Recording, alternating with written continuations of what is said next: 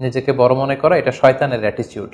বিশ্বাসীরা কখনো নিজেকে বড় মনে করে না, তারা কখনো অ্যারোগ্যান্ট অ্যাটিটিউডের হতে পারে না। কারণ আল্লাহ রাসূল সাল্লাল্লাহু আলাইহি ওয়াসাল্লাম আমাদেরকে শিখিয়েছেন, আল্লাহুম্মা জাআল ফি আইনি সাগীরা ওয়া ফি আ'ইউনিন নাসি কাবীরা। হে আল্লাহ, আপনি আমার চোখে আমাকে ছোট বানান, মানুষের চোখে আপনি আমাকে বড় বানান।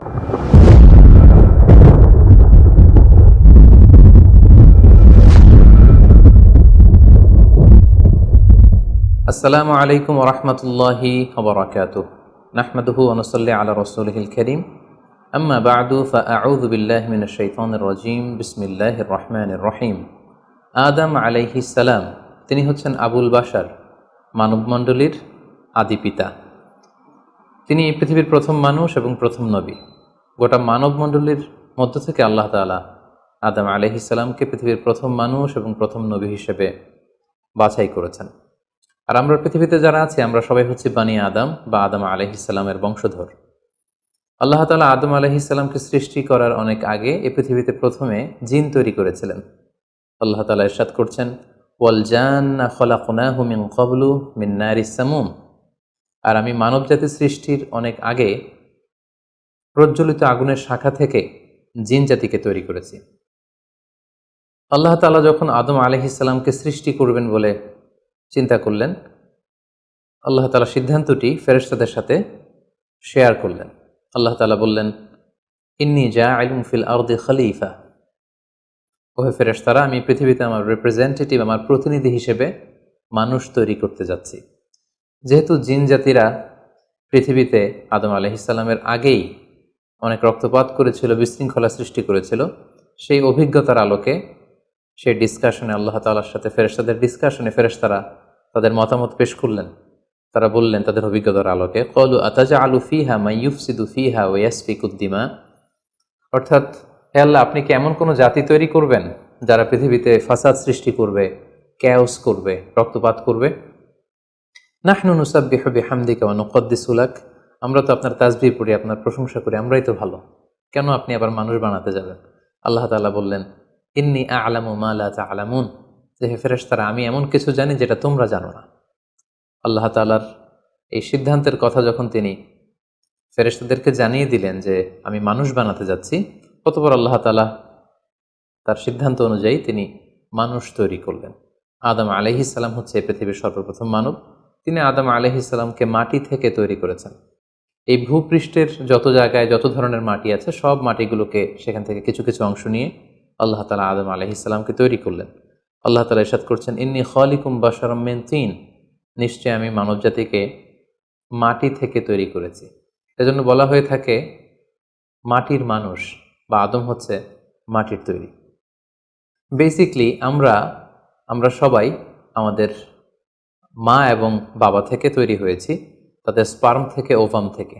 যেহেতু মানুষের এই বীর্য বা স্পার্মটি আমাদের খাবার দাবারের একটা শক্তিরস বা নির্যাস, এবং আমাদের খাবার দাবার, ফলমূল, এগুলো আসে বেসিকলি মাটি থেকে, সেই দিকে ইঙ্গিত করে আমাদেরকে বলা হয় যে আমরাও হচ্ছি মাটির তৈরি। আদম আলাইহিস সালামকে আল্লাহ তাআলা সরাসরি মাটি থেকে তৈরি করলেন, এবং এই সৃষ্টি প্রক্রিয়ার তিনটি ধাপ ছিল। প্রথমত আল্লাহ তাআলা মাটিগুলোকে এঁটেল মাটিতে রূপ দিলেন, যেটাকে কোরআন বলেছে তিনুন লাজিব। তারপর সেই এঁটেল মাটিতে আল্লাহ তাআলা বৃষ্টি বর্ষণ করলেন, ফলে সেটা হয়ে গেল হামাইম মাসনুন, মানে কাদামাটি। এরপর কাদামাটির সে দলা দিয়ে আল্লাহ তাআলা সেখানে হিট দিলেন, প্রচণ্ড তাপ দিলেন। তাপ দিয়ে সেই মাটির দলাটিকে তিনি বানালেন সলসলিন কাল ফখর, ঠনঠনে পোড়া মাটি।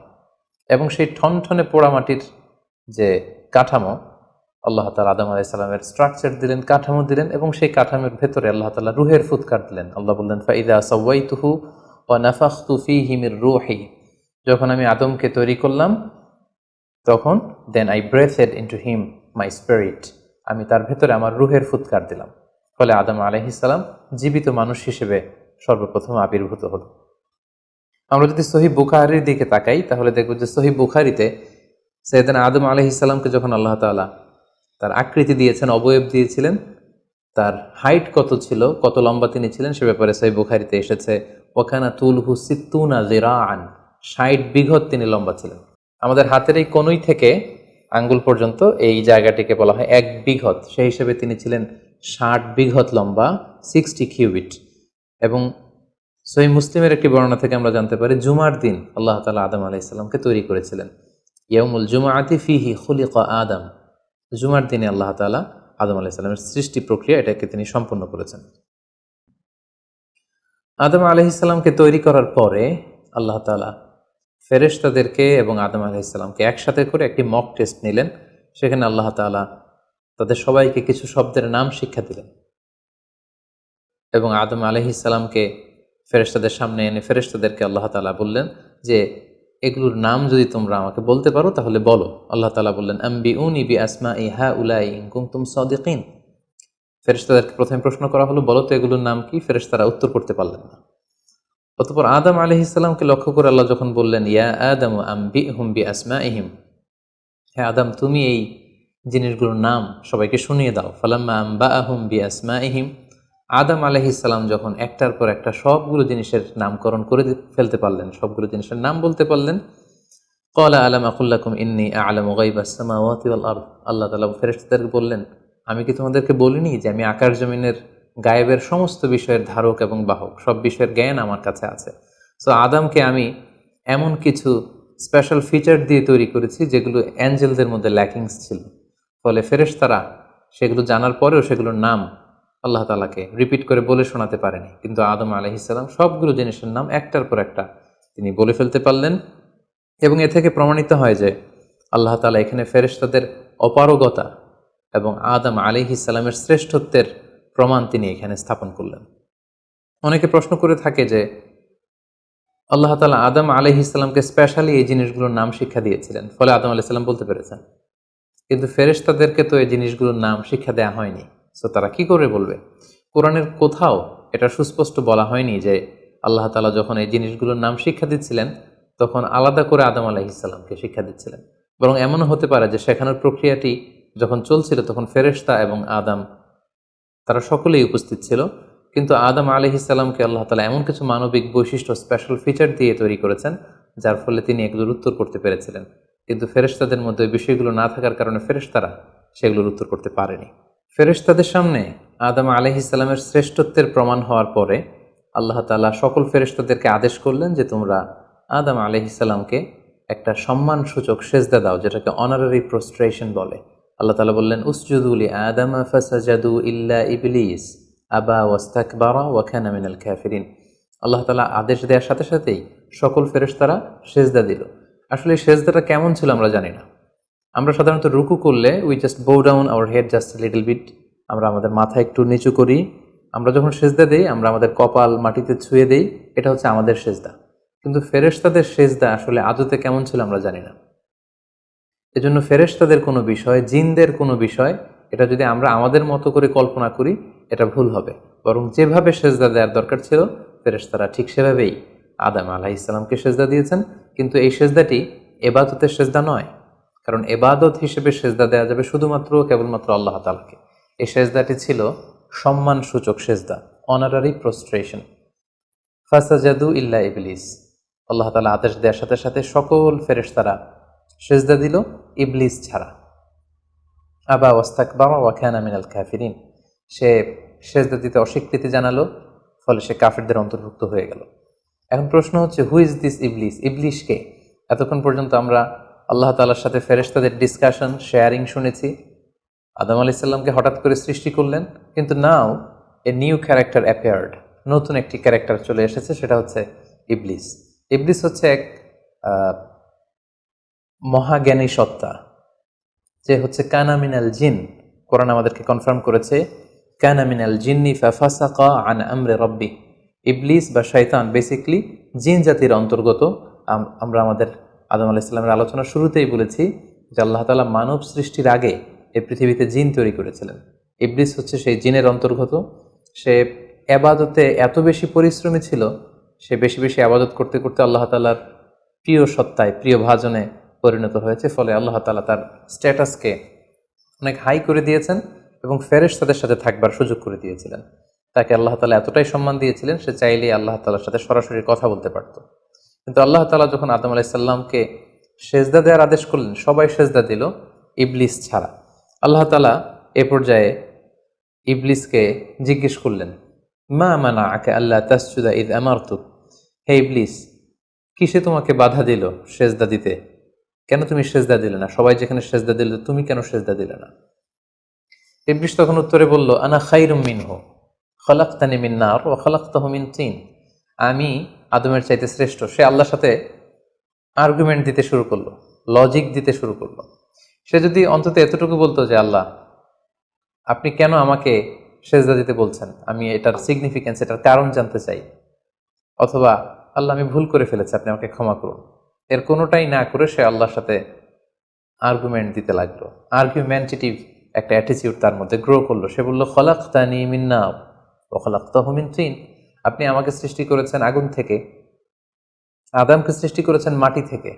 আগুন হচ্ছে ঊর্ধ্বমুখী, আগুনের লেলিহান শিখা দাউ দাউ করে উপরের দিকে উঠতে থাকে, আর মাটির চাকা ঢিলা, ছেড়ে দিলে নিচে পড়ে যায়। সো ঊর্ধ্বমুখী কোনো জিনিস তো নিম্নমুখী কোনো জিনিসের কাছে নত হতে পারে না, আমি কেন সেজদা দেব?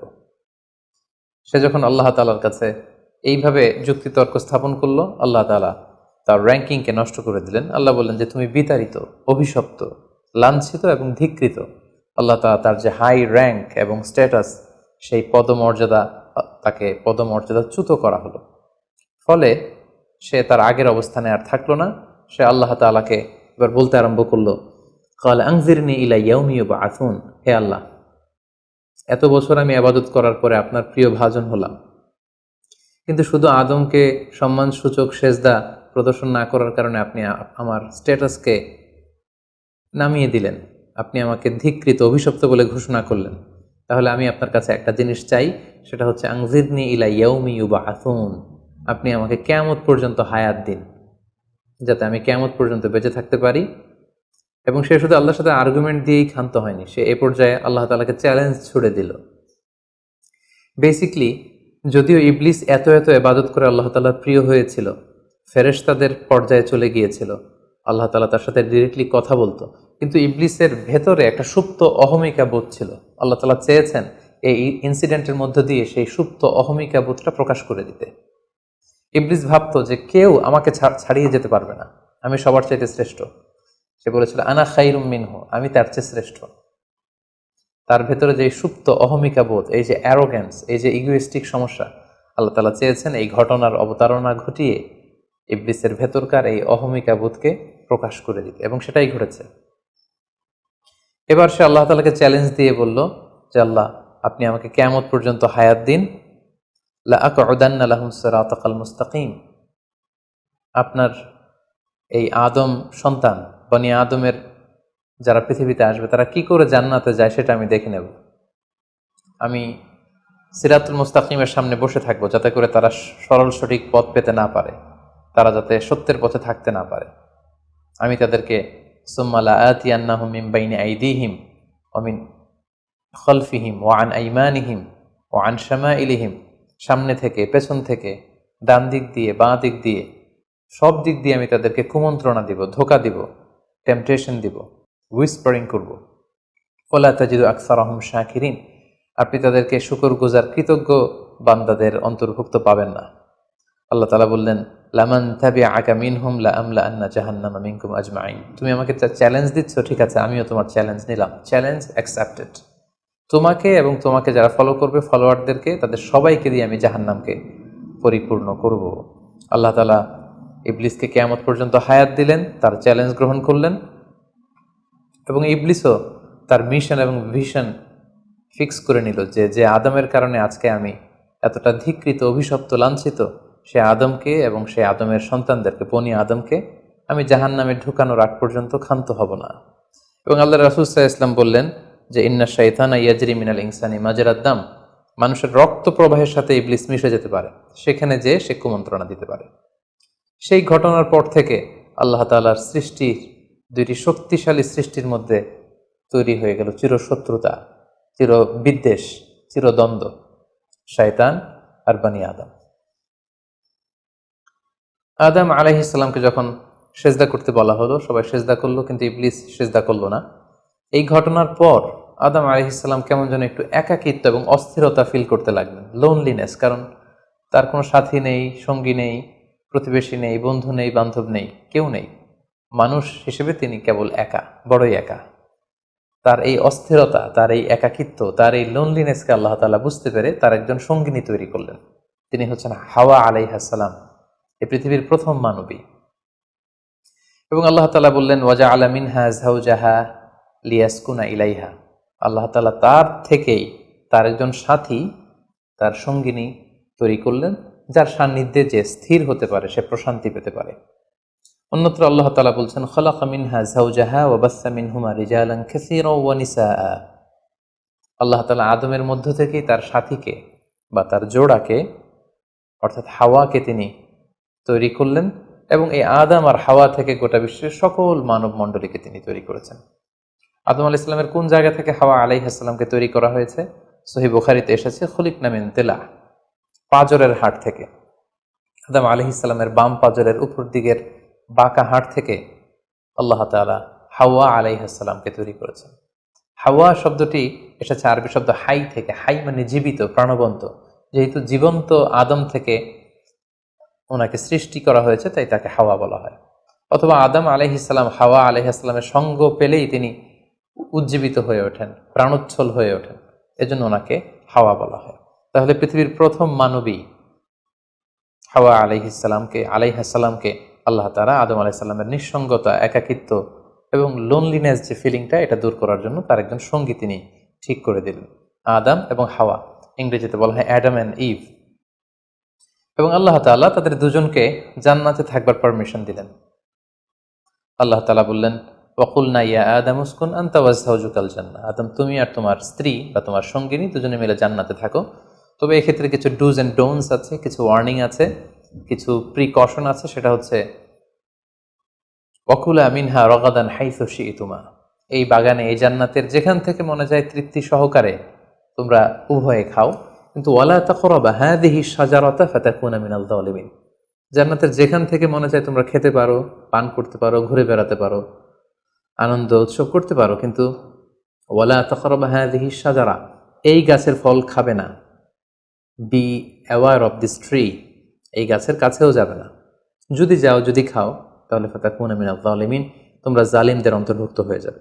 তাহলে আল্লাহ তাআলা আদম এবং হাওয়াকে জান্নাতে থাকার সুযোগ দিলেন, সেখানে কি করা যাবে কি করা যাবে না সেটা বাতলে দিলেন, ডুজ অ্যান্ড ডোন্টস দিলেন এবং ওয়ার্নিং দিয়ে দিলেন। কিন্তু তারপর যেটা ঘটলো সেটা হচ্ছে, আমরা জানি যে ইবলিস কিন্তু তার মিশন এবং ভিশনকে ফিক্স করে নিয়েছে যে সে আদমকে গুমরা করেই ছাড়বে, ধোঁকা দিয়েই ছাড়বে।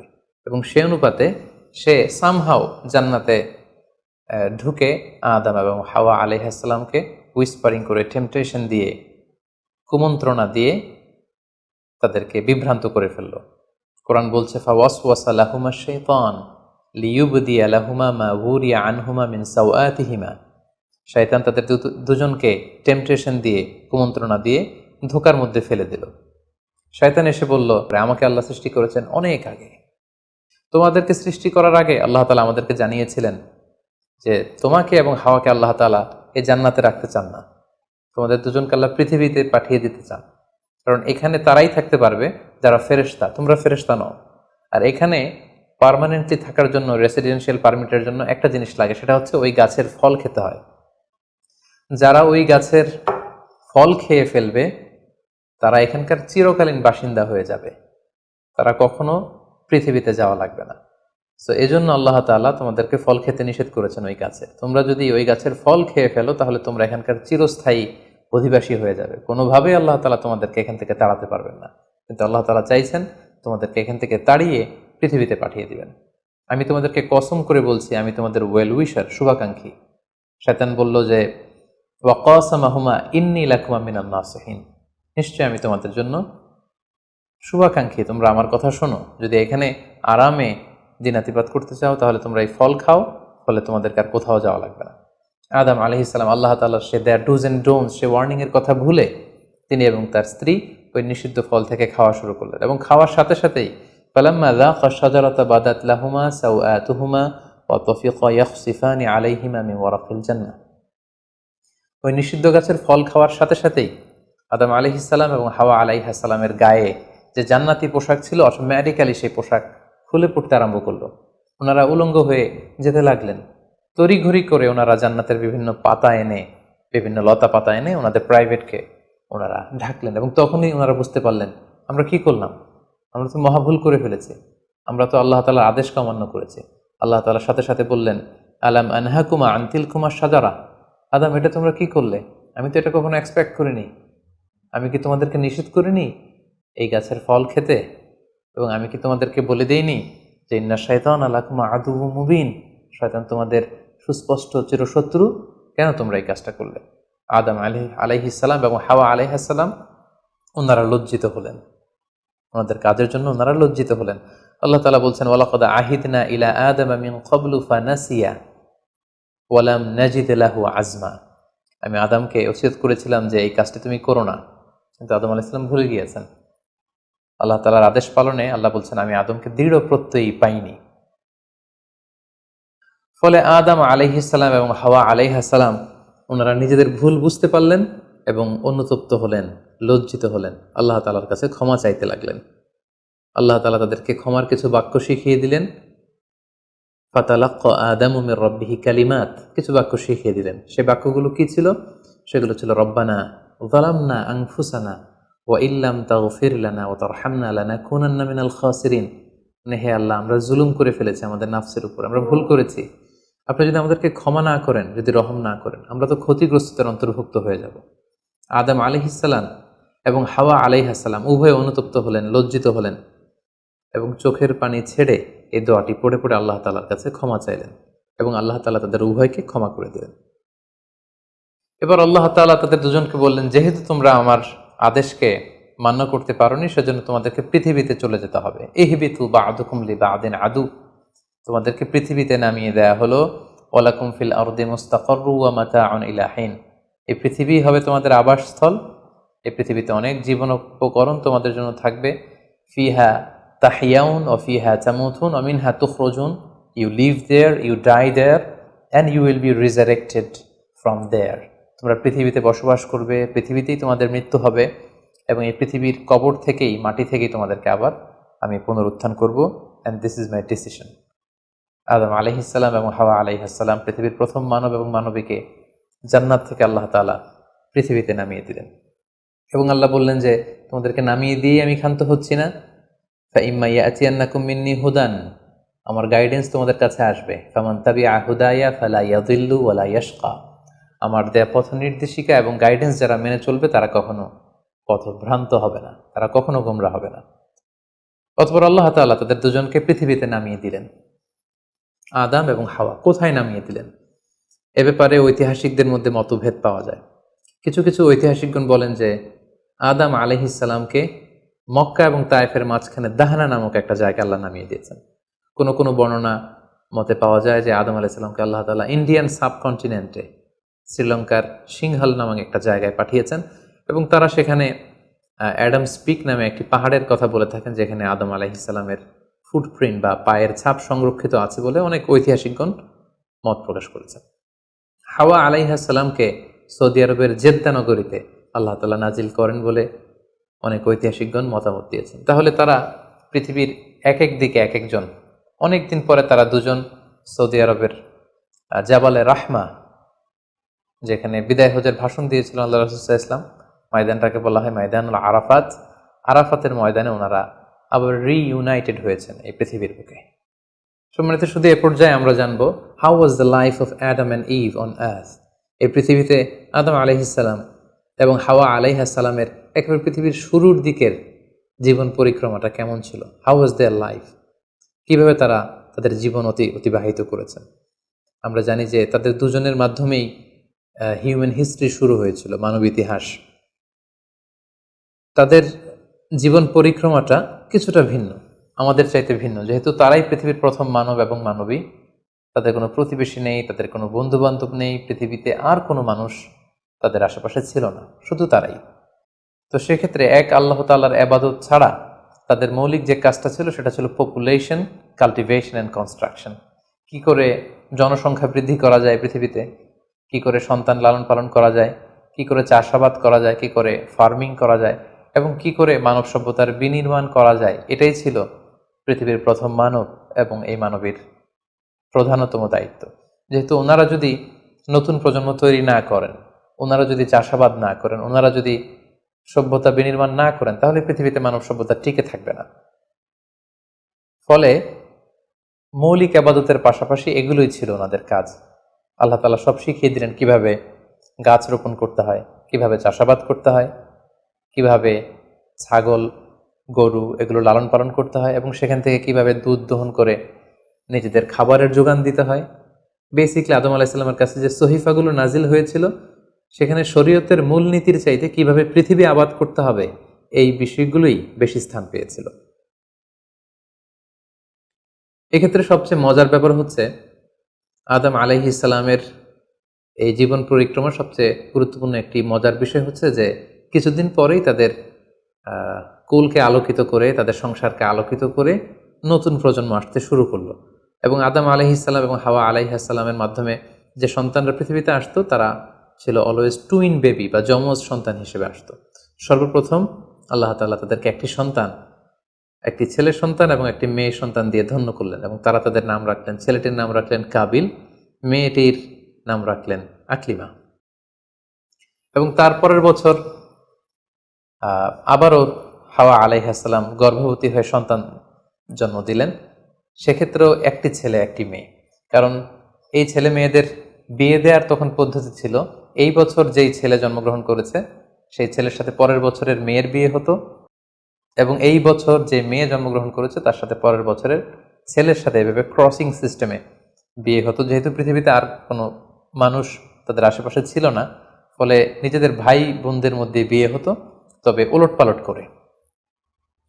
তো এর ফলে বাই ডিফল্ট আদম আলাইহিস সালামের ছেলে কাবিলের ভাগ্যে এসে জুটল তার পরের টার্নের যে বোন জন্মগ্রহণ করেছে হাবিলের সাথে, তার নাম ছিল লাবুদা।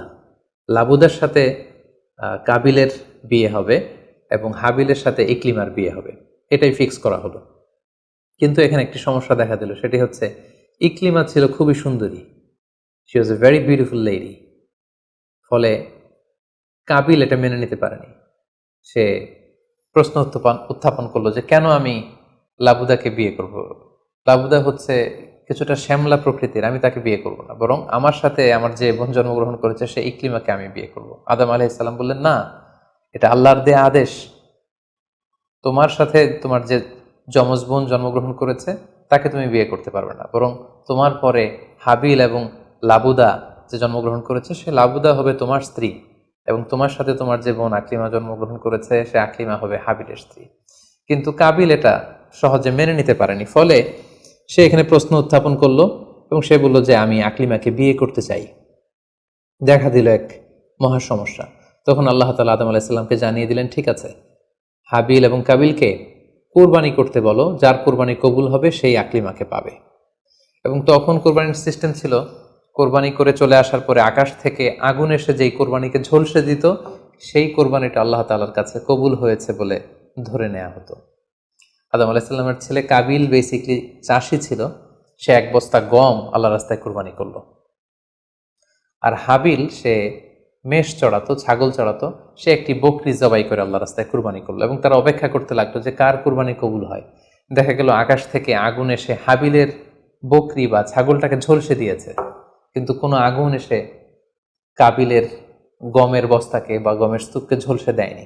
ফলে প্রমাণিত হলো যে হাবিলের কুরবানি আল্লাহ তাআলার দরবারে কবুল হয়েছে, এবং আল্লাহ তাআলার দেয়া আগের বিধান অনুযায়ী হাবিলই আকলিমাকে বিয়ে করার সুযোগ পাবে। এই কথাটি আল্লাহ তাআলা খুব সুন্দর করে কোরআনুল কারীমে উল্লেখ করেছেন। আল্লাহ বলছেন, ফাতুকুব্বিলা মিন আহাদিহিমা ওয়া লাম ইউতাকাব্বাল মিনাল আখার। তাদের একজনের কোরবানি কবুল হলো, আরেকজনেরটি হলো না। ফলে হাবিল আকলিমাকে বিয়ে করার সুযোগ পেল। কিন্তু কাবিল এতে আরো প্রচন্ড জেলাসি ফিল করতে লাগলো। সে হিংসায় জ্বলে পুড়ে অত্যন্ত রেগে গিয়ে বলল, লা আক্তুলান্নাক, হাবিল আমি তোমাকে হত্যা করব, তোমাকে হত্যা করে হলেও আমার সুন্দরী বোন আকলিমাকে আমি ছিনিয়ে নিব।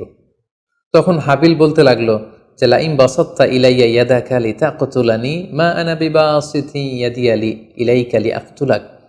অর্থাৎ, হে কাবিল, তুমি যদি আমাকে হত্যা করতে অগ্রগামী হও, হাত বাড়াও, আমি আমার হাতকে বাড়াবো না তোমাকে আঘাত করার জন্য।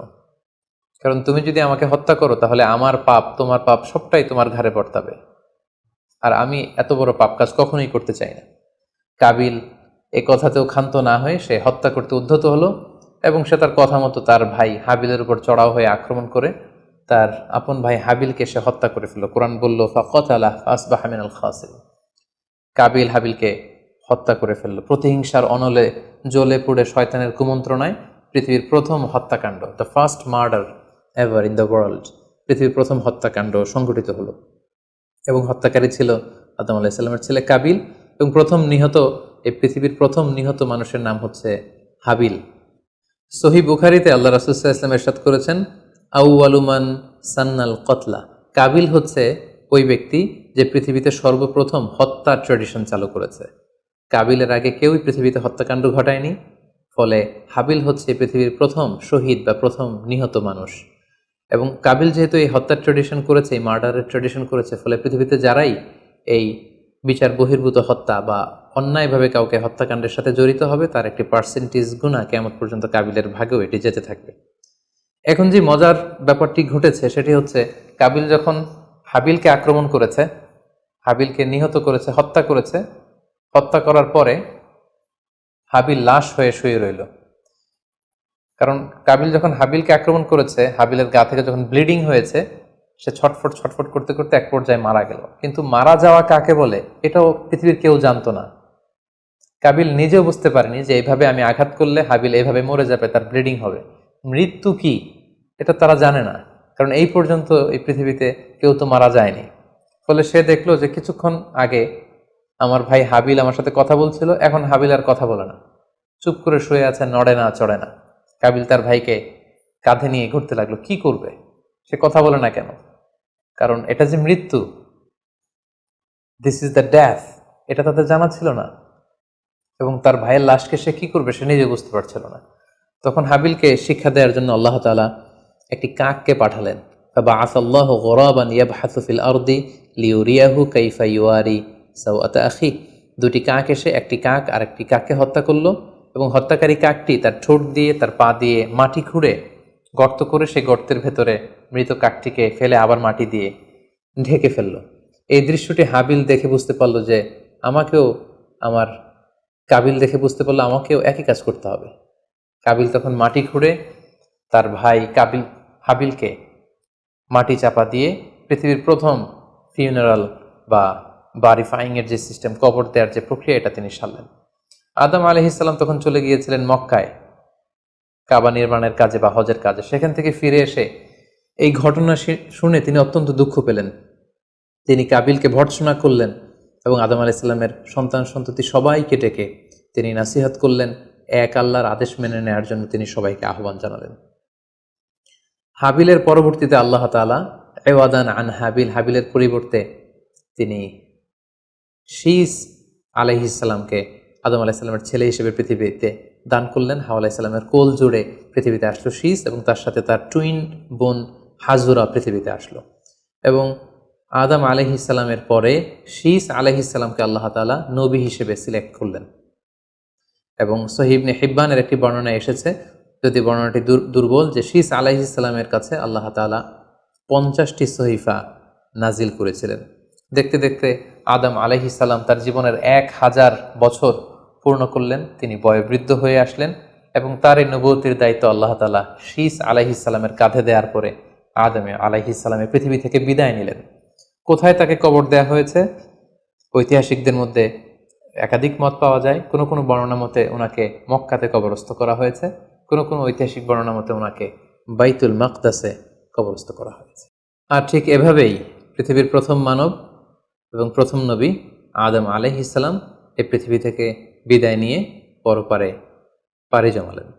সম্মানিত সুধী, আদম আলাইহিসসালামের এই জীবনী থেকে আমাদের জন্য কি শিক্ষা? কেন আল্লাহ তাআলা কালামুল্লাহ মাজিদে কুরআনুল কারীমে নবীদের ঘটনাগুলো বর্ণনা করেছেন? কেন আদম আলাইহিসসালামের ঘটনা আমাদেরকে শুনিয়েছেন? নিশ্চয়ই এর পেছনে কারণ রয়েছে। সেটি হচ্ছে আমরা যাতে করে এই জীবনী থেকে আমাদের প্রাত্যহিক জীবনের জন্য শিক্ষা, লেসন, এগুলো যাতে গ্রহণ করতে পারি। আদম আলাইহিসসালামের এই বর্ণাঢ্য জীবনী থেকে, সংগ্রামী জীবনী থেকে আমরা কি শিখতে পারি, কি কি লেসন আমাদের জন্য রয়েছে, এ পর্যায়ে আদম আলাইহিসসালামের জীবনী থেকে শিক্ষাগুলো আমরা আলোচনা করব। আদম আলাইহিসসালামের জীবনী থেকে প্রথম যে শিক্ষাটা আমরা পাই সেটা হচ্ছে সৃষ্টির জন্য অহংকার করা বা অ্যারোগেন্স এটা শোভা পায় না। অহংকার করা এটা হচ্ছে স্রষ্টার বৈশিষ্ট্য। কোনো সৃষ্টি কখনো অহংকার করতে পারে না। আল্লাহ তাআলা বলেছেন হাদিসে কুদসিতে, আল কিবরিয়া উরিদা ই, অহংকার হচ্ছে আমার চাদর, এজন্য যে অহংকার করবে ওকে আমি জাহান্নামে নিক্ষেপ করব। কিন্তু শয়তানের ক্ষেত্রে আমরা এই মিস্টেকটাই দেখেছি। সে অহংকারের ফাঁদে পা দিয়ে আল্লাহ তাআলার আদেশ অমান্য করেছে এবং সে ধিক্কৃত অভিশপ্ত একটা সত্তায় পরিণত হয়েছে এবং সে বলেছে যে আনা খাইর মিনহু, আমি আদমের চাইতে শ্রেষ্ঠ। কোনো বিশ্বাসী, কোনো প্র্যাকটিসিং মুসলিম কখনো নিজেকে বড় মনে করতে পারে না। ইসলাম আমাদেরকে এটা শেখায় না। নিজেকে বড় মনে করা এটা হচ্ছে শয়তানের স্বভাব, যেটা আমরা আদম আলাইহিস সালাম এবং শয়তানের যে ঘটনা ইনসিডেন্ট সেখান থেকে আমরা জানতে পারলাম। নিজেকে বড় মনে করা এটা শয়তানের অ্যাটিটিউড। বিশ্বাসীরা কখনো নিজেকে বড় মনে করে না, তারা কখনো অ্যারোগ্যান্ট অ্যাটিটিউডের হতে পারে না। কারণ আল্লাহ রাসূল সাল্লাল্লাহু আলাইহি ওয়াসাল্লাম আমাদেরকে শিখিয়েছেন, আল্লাহুম্মা জাআল ফি আইনি সাগীরা ওয়া ফি আ'ইউনিন নাসি কাবীরা, হে আল্লাহ আপনি আমার চোখে আমাকে ছোট বানান, মানুষের চোখে আপনি আমাকে বড় বানান। আপনি নিজেকে কখনো বড় বলে উপস্থাপন করতে পারবেন না। আপনি বড় এটা আপনার মুখে বলা শোভা পায় না, বরং আপনি বড় কিনা ছোট এটা মানুষ প্রমাণ করবে, সেটা মানুষ ডিসাইড করবে। এজন্য আল্লাহ রাসূল সাল্লাল্লাহু আলাইহি ওয়াসাল্লাম বলতেন, হে আল্লাহ আমার চোখে আপনি আমাকে ছোট বানান, মানুষের চোখে আপনি আমাকে বড় বানান। তাহলে আদম আলাইহিস সালাম এবং ইবলিসের এই ঘটনা থেকে আমরা প্রথম যে শিক্ষাটা পাই সেটা হচ্ছে আমরা যেন কখনো আমাদের অন্তরে অহমিকা বোধ লালন না করি, আমরা যেন এই ইগোইস্টিক সমস্যাতে না ভুগি, আমরা কখনো যেন অহংকারী না হই, বরং আমরা যেন বিনয়ী হতে পারি। বিনয়ী বান্দাদেরকে আল্লাহ তাআলা পছন্দ করেন। নিজেকে বড় মনে করা এটা হচ্ছে শয়তানের স্বভাব এবং সে নিজেকে বড় মনে করেই চির অভিশপ্ত হিসেবে চিহ্নিত হয়েছে। আদম আলাইহিস সালামের ঘটনা থেকে আরও একটি শিক্ষা আমরা যেটি পাই সেটি হচ্ছে শয়তানের প্রথম মিশন ছিল মানুষের দেহ থেকে পোশাক খুলে ফেলা। আই রিপিট, আমি আবারও বলছি, মানুষের দেহ থেকে পোশাক খুলে ফেলা, নগ্নতা বা অশ্লীলতা, এটা হচ্ছে শয়তানের প্রধান হাতিয়ার। আমরা এই ঘটনা থেকে জেনেছি যে আদম আলাইহিস সালাম এবং হাওয়া আলাইহিস সালাম তারা যখন ওই নিষিদ্ধ গাছ থেকে ভক্ষণ করলেন, তারা যখন নিষিদ্ধ ফলটি খেয়ে ফেলেন, সাথে সাথে জান্নাতের পোশাক তাদের দেহ থেকে খুলে পড়ে গিয়েছে। এবং কেন আদম আলাইহিস সালাম এবং হাওয়া আলাইহিস সালামকে শয়তান ওয়াসওয়াসা দিয়েছিল? সূরা আরাফে আল্লাহ বলছেন, লিউরিয়াহুমা সাওআতিহিমা, যাতে করে তাদের প্রাইভেট, তাদের লজ্জাস্থান প্রকাশিত হয়ে পড়ে। তাহলে আমরা এই ঘটনা থেকে আরও যে শিক্ষাটি পাই সেটি হচ্ছে নগ্নতা এবং অশ্লীলতা হচ্ছে শয়তানের প্রধান হাতিয়ার। বর্তমানে আমরা সেটাই দেখতে পাচ্ছি যে শয়তান আমাদের পোশাককে খাটো করতে চাচ্ছে। দিনকে দিন আমাদের পোশাকের ধরন এমন হতে যাচ্ছে, বিশেষ করে আমাদের বোনদের বা নারীদের পোশাকের দিকে যদি আমরা তাকাই, এটা ছোট হতে হতে এমন একটা পর্যায়ে চলে যাচ্ছে, এর মাধ্যমে কিন্তু এই নিউডিটি বা নগ্নতা এবং অশ্লীলতার ছড়াছড়ি আমাদের সমাজে খুব বেড়ে গিয়েছে। এবং এটা ছিল শয়তানের প্রধান হাতিয়ার। আমাদের আদি পিতা এবং আদি মাতাকে এই নগ্নতা এবং অশ্লীলতার মাধ্যমেই, তাদের দেহ থেকে পোশাক খোলার মাধ্যমে কিন্তু শয়তান প্রথম তার শত্রুতা প্রকাশ করতে পেরেছিল। এবং কারা আসলে আমাদের শত্রু, কে আমার শত্রু কে আমার বন্ধু, এটা আমাদেরকে জানতে হবে। আল্লাহ তাআলা খুব সুস্পষ্টভাবে কোরআনে বলেছেন যে ইন্নাহু লাকুম আদু মুবিন, তোমরা শয়তানের পদাঙ্ক অনুসরণ করো না, কারণ শয়তান হচ্ছে তোমাদের সুস্পষ্ট শত্রু। সো কে আমার বন্ধু কে আমার শত্রু, এ ব্যাপারে যেন আমরা সুস্পষ্ট একটি ধারণা পেতে পারি, এই জন্য কোরআন আমাদেরকে জানিয়েছে শয়তান হচ্ছে আমাদের প্রকাশ্য শত্রু। আদম আলাইহিস সালামের এই স্টোরি থেকে আমরা আরও একটি শিক্ষা পাই, সেটা হচ্ছে আল্লাহ তাআলা যখন জান্নাতে আদম এবং হাওয়া আলাইহিস সালামকে থাকার সুযোগ দিলেন, আল্লাহ বললেন ওয়ালা তাকরাবা হাযিহি শাজারা, খবরদার যেটা মনে চায় খাও, কিন্তু ওই গাছের কাছেও যেও না। আল্লাহ তাআলা কিন্তু বলেননি ওই গাছের ফল খেও না, আল্লাহ বলেছেন কাছেও যেও না। এটা একটা কোরআনিক টার্ম, কাছেও যাওয়া যাবে না। ফল খাওয়া তো দূর কি বাত, ওই গাছের ফল খাওয়া তো অনেক পরের কথা, আগে কাছে গেলেই না ফল খাওয়া না খাওয়ার প্রসঙ্গটা আসে। এজন্য আল্লাহ তাআলা সাবধান করে বলে দিয়েছিলেন কাছেও যেও না। এটা কোরআনের একটা টার্ম।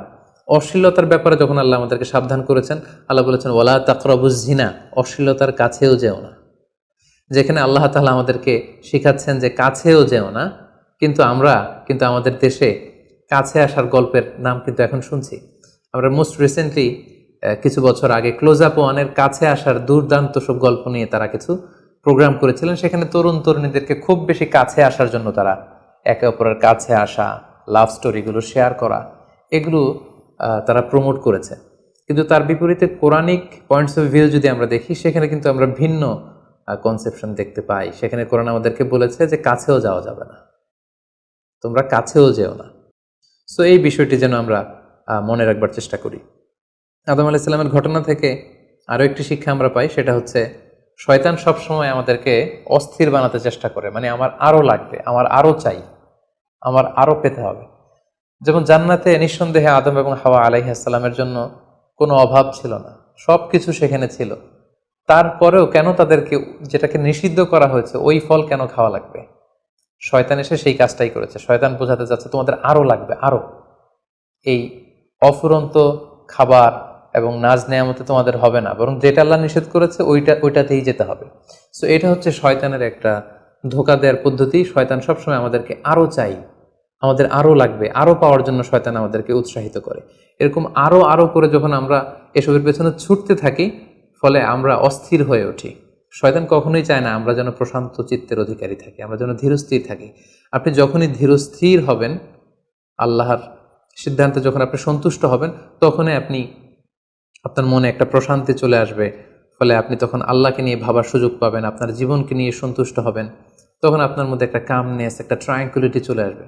কখনোই শয়তান এটা চায় না, বরং শয়তান সবসময় একটা প্রতিযোগিতার মধ্যে রেখে আরও লাগবে, আরও চাই, এরকম একটা উন্মাদনা, অস্থিরতা শয়তান সবসময় আমাদের মধ্যে ছড়িয়ে দিতে চায়। এই গল্প থেকে আমরা আরও একটি জিনিস শিখতে পারি, সেটা হচ্ছে দ্য পাওয়ার অফ দোয়া। দোয়ার যে কত বড় শক্তি। একটু খেয়াল করে দেখুন যে আল্লাহ তাআলা শয়তানের দোয়াও কিন্তু ফিরিয়ে দেয়নি, কিন্তু আমরা অল্পতে নিরাশ হয়ে যাই। শয়তান বলেছিল, আল্লাহ তুমি আমাকে চিরকাল বেঁচে থাকার সুযোগ দাও, লম্বা হায়াত দাও। আল্লাহ এই দোয়া কবুল করলেন। শয়তান বললেন, আল্লাহ আমি ডানে বায়ে সামনে পেছনে সব দিক থেকে যেন আদম এবং হাওয়াকে, মানুষকে কুমন্ত্রণা দিতে পারি, তুমি সুযোগ দাও। আল্লাহ সুযোগ দিলেন, আল্লাহ দোয়া কবুল করলেন। শয়তান বলল, আল্লাহ আমি যেন মানুষের শিরায় উপশিরায় রক্তের প্রবাহের ভেতরে ঢুকে যেন আমি টেম্পটেশন দিতে পারি। আল্লাহ তাআলা এটাও কবুল করলেন। তো যে আল্লাহ তাআলা শয়তানের দোয়া কবুল করে ফেলতে পারেন, সে আল্লাহ তাআলাকে আমাদের দোয়া কবুল করবেন না? অবশ্যই করবেন। তো সেক্ষেত্রে দোয়ার মতো দোয়া করতে হবে। সিনসিয়ার দোয়া ইজ লাইক এ মিজাইল। আপনি যদি সিনসিয়ারলি দোয়া করেন, এটা মিজাইলের মতো। মিজাইল হামলা করলে যেমনি লক্ষ্যবস্তুতে যে ভেদ করে, তেমনি দোয়ার মতো যদি দোয়া করা যায়, চাওয়ার মতো যদি আল্লাহ তাআলার কাছে চাওয়া যায়, সেই দোয়াটাও আল্লাহ তাআলা কবুল করবেন। দোয়া ইটস অ্যান আর্ট, এটা একটা শিল্প। কেমন করে চাইতে হয়, কেমন করে দোয়া করতে হয়, সেটাও জানতে হয়। সো আমরা যখন আল্লাহ তাআলার কাছে চাইবো, আমরা যেন খুব সিনসিয়ারলি চাই। 5 নম্বর যেই শিক্ষাটি আমরা পাই, সেটা হচ্ছে রিপেন্টেন্স, অনুতপ্ত হওয়া। শয়তানও আল্লাহর আদেশ অমান্য করেছে, আদম আলাইহিস সালামও আদেশ অমান্য করেছে। আল্লাহ বলেছেন সেজদা দাও, শয়তান সেজদা না দিয়ে আদেশ অমান্য করলো।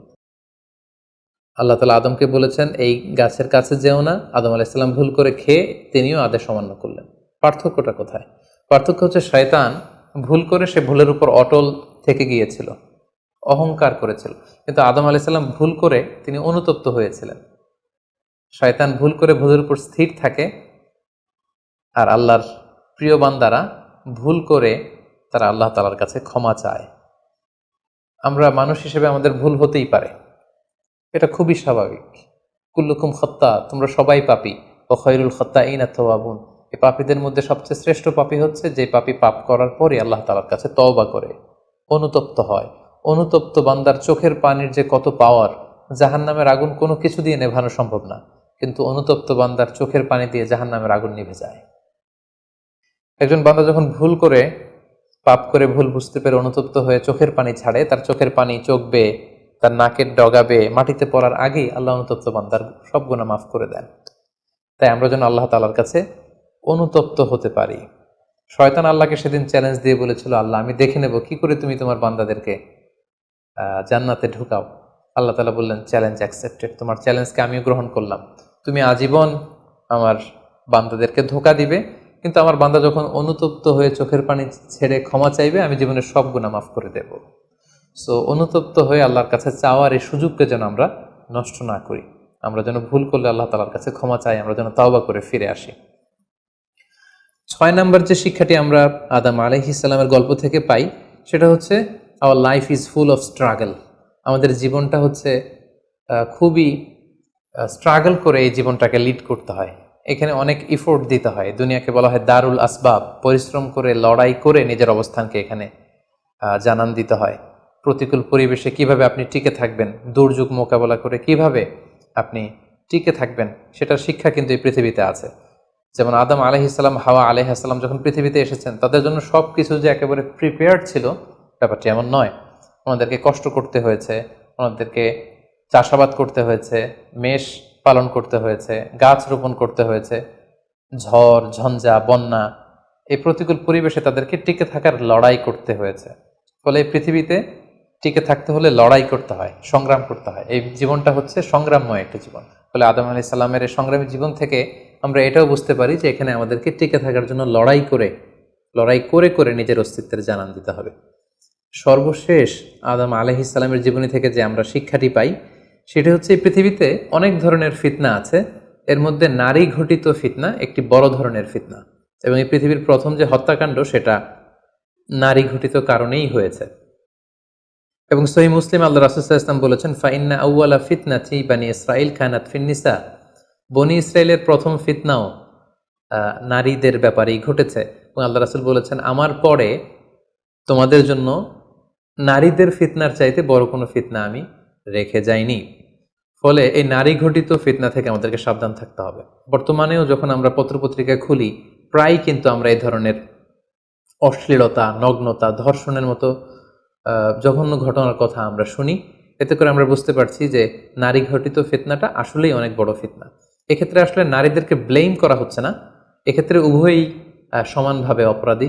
নারী পুরুষ উভয়কে আল্লাহ তাআলা তাদের চোখকে অবনমিত রাখতে বলেছেন। এই হাদিস দ্বারা এটা প্রমাণ হয় না যে নারীদেরকে ব্লেম করা হচ্ছে, বরং ঘটনাটা যেহেতু নারী কেন্দ্রিক, সেহেতু নারী ঘটিত ফিতনার কারণে পৃথিবীতে প্রথম হত্যাকাণ্ড ঘটেছে, এবং এখনও এ জাতীয় ঘটনার কারণে অনেক ধরনের ফাসাদ ফিতনা সমাজে ছড়িয়ে পড়ছে। সো আমাদেরকে আদম আলাইহিস সালামের জীবনী থেকে আরও একটি শিক্ষা হচ্ছে, এই নারী ঘটিত ফিতনা থেকে বেঁচে থাকার জন্য নারী পুরুষ উভয়কেই তাদের নজর বা দৃষ্টির লাগাম টেনে ধরতে হবে। দৃষ্টিকে যদি আমরা নিয়ন্ত্রণ করতে না শিখি তাহলে ফিতনা কমানো সম্ভব না। আল্লাহ রাসূল সাল্লাল্লাহু আলাইহি ওয়াসাল্লাম বলেছেন, আন নাযার সাহমুন মিন সিহামি ইবলিস, দৃষ্টি হচ্ছে শয়তানের বিষ মাখানো তীরবানের মধ্যে থেকে একটি তীর। এই বিষ মাখানো তীর দিয়ে শয়তান নারী পুরুষকে কাবু করে অশ্লীলতার পথের দিকে নিয়ে যায়। সম্মানিত শুধু এই ছিল আদম আলাইহিস সালামের সংগ্রামী জীবন কাহিনী, এবং ওনার জীবনী থেকে আমাদের জন্য কিছু লেসন বা শিক্ষা। আল্লাহ তাআলা আমাদের সবাইকে নবীদের রেখে যাওয়া পথ এবং মতে, তাদের অনুসৃত পথে আমাদেরকে পরিচালিত করুক। আসসালামু আলাইকুম ওয়া রাহমাতুল্লাহি ওয়া বারাকাতুহু।